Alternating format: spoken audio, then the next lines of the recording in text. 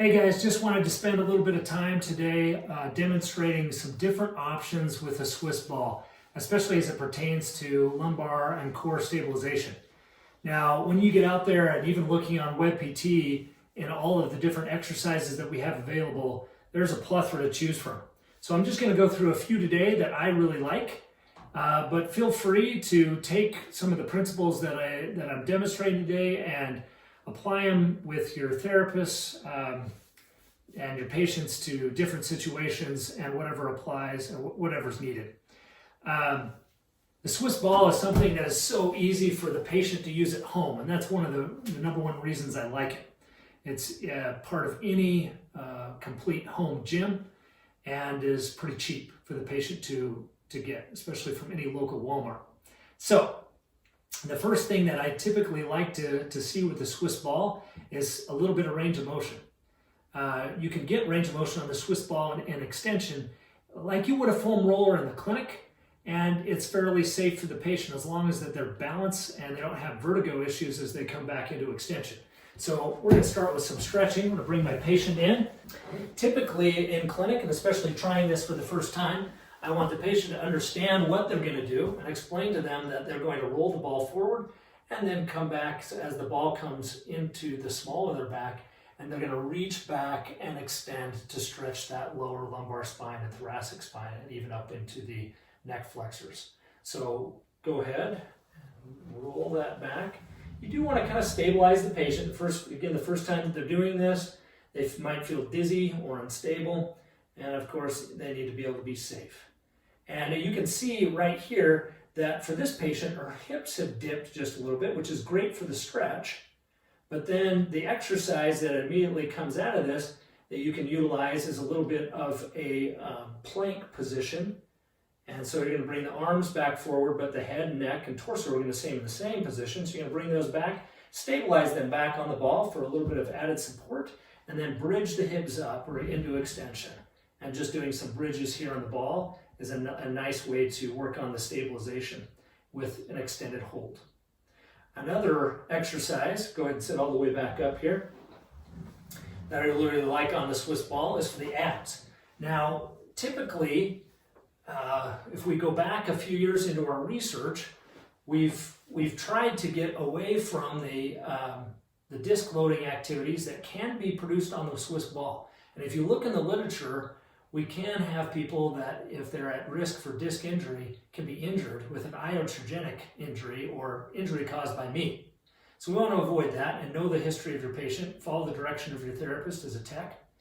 In this case, though, to be able to get some great ab activation, I like a motion in a crunch that avoids that high level flexion of the lumbar spine. So you're going to have the patient come all the way back into that initial position, but probably not as far back as what they were. Yep, there you go. And that hold right there, you can see that we have a more neutral lumbar spine than if we're doing our junior high sit-ups, which are just out all the way. We don't do that.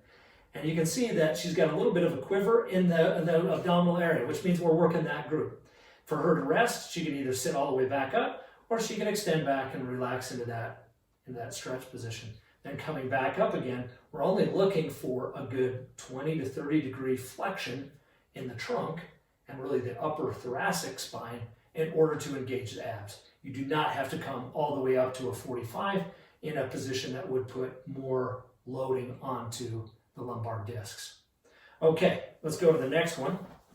The next one that I really like is a little bit more of a bridge type and hamstring work, where you're going to have the patient stand up, lie down on the floor on their back, and this is a little bit of a plank type bridge utilizing the ball as a stabilizer underneath the heels.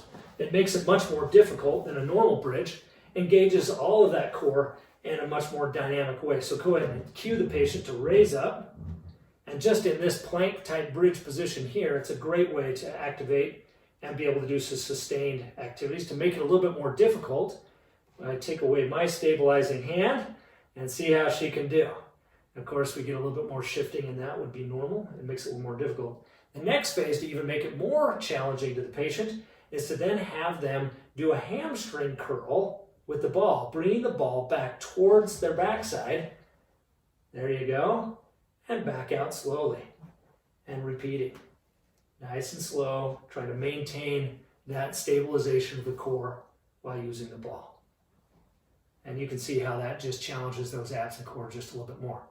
The last thing I want to demonstrate, you can go ahead and bring your legs down, is something that I like to use for quite a few of the lumbar patients that are kind of in that phase 2 or phase 3 of more dynamic strengthening, called ITYs.